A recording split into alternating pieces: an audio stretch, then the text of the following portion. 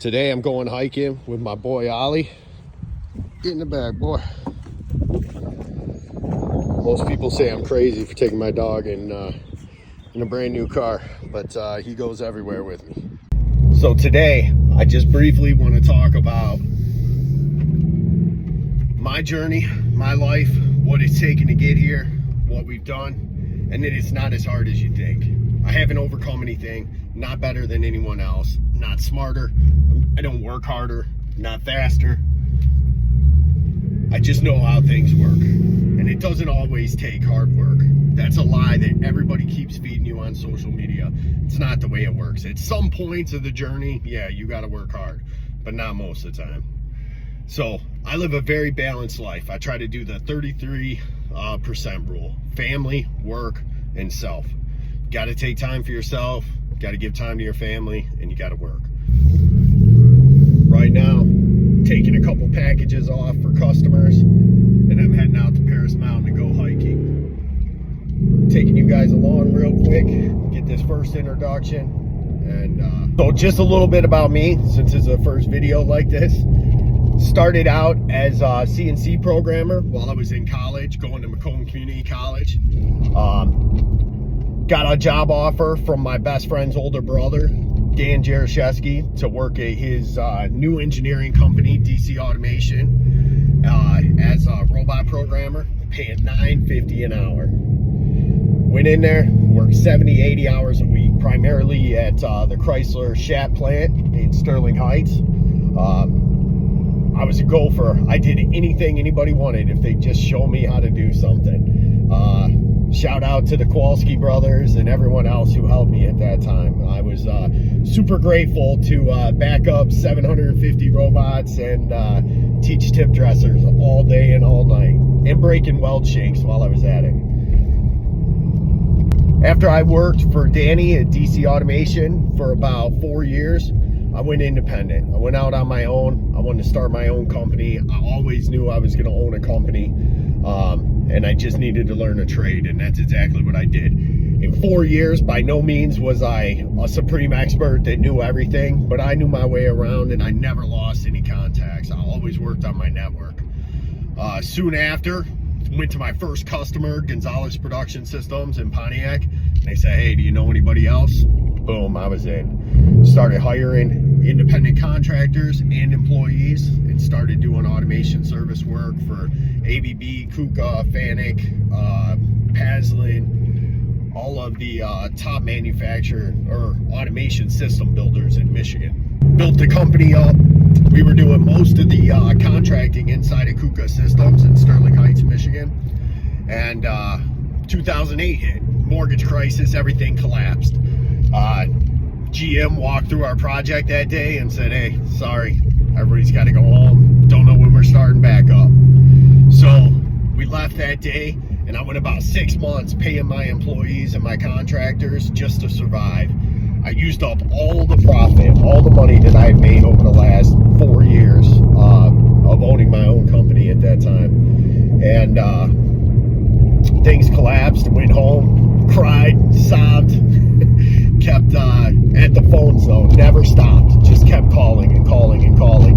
And thank God for Valiant Machine Tool out of Windsor, Ontario. Those guys blessed us with a great contract. And the outlier is all the good guys in Detroit were available. So I assembled a team of 15 guys, the best programmers out of Detroit, brought them down to Greenville, South Carolina. Started working for BMW through Valiant. Of course, there were some hiccups there, but we started doing their metal finish lines. It was their first metal finish projects, and metal finish is where you're putting doors and enclosures on using robots and machine vision to guide the robots into place, and it's actually a best fit, so you're not putting the door in the same place every time. Long story short, we did that project. BMW hired us directly. After that, we started doing a ton of work for them. They gave us office space. We grew the company exponentially. Then we went, started getting recommended to their other suppliers. We stopped doing just service. We started doing training for the maintenance guys at BMW. Then we moved on to systems work. BMW suppliers like Forvia and Yanfeng, I think it was Forcia at that time, started requesting us for systems work, Yokohama, Bridgestone, Firestone, everybody in the area. It was amazing. It was a great time. We started building some of the coolest systems. We installed the first collaborative robot in BMW, first one of any BMW place. We were putting door seals around doors before they inserted them. Then we started building everything from electric motors for Ryobi using the dual arm Yumi robots from ABB. We built some super cool systems, but the problem was we could never stay profitable. We were never profitable. We'd build a system, we'd be profitable on that system, but I'd burn all the money. I'd have a $110,000 mechanical designer sitting on his hands for 3 weeks after the project waiting for the next one. Boom, lost all my money. So we saw a better way. We saw a way to start a marketplace where everybody could share their resources. So the other automation systems companies that had people on the bench could apply them to our work, so that we could get independent contractors on demand when we needed it. It was the only thing that made sense, right? We had to have access to good, trusted professionals on demand when we needed them. So soon after that, several different facilities, shops. At one point we had a full machine shop, we had a training center, had over $1 million in cameras, PLCs, robots that we were training people with, trying to build a farm team, right, where we trained people and then we hired the best of them. That went good for a long time, but just you can't run a business not making profit. No matter how much revenue you're running, if you're not making profit, it doesn't make sense. So we decided to build the marketplace that we had all been talking about, exactly what we needed. We needed to build a marketplace of independent contractors and service companies with employees on the bench, teamed with contracts from our customers. Customers were calling us all day, every day, asking for service work. So it was perfect. We started developing it. It was a struggle developing it with India and trying to explain to them our business model and what we needed. It was hell. But long story short, we developed it.